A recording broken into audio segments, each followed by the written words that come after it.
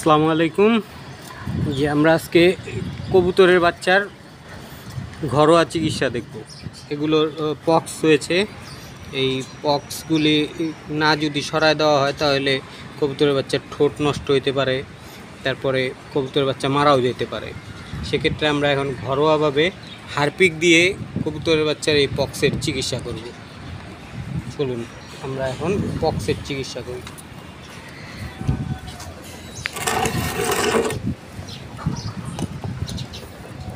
প্রথমে আমরা এই বক্সগুলি থেকে উপর থেকে চামড়াগুলি সরায় নিব পরিষ্কার করে।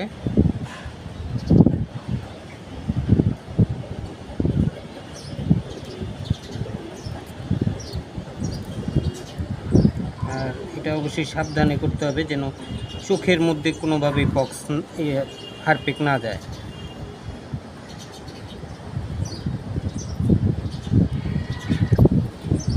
চোখে যদি হারপিক লাগে তাহলে আবার কিন্তু আমাদের কবুতরের চোখ নষ্ট হতে পারে।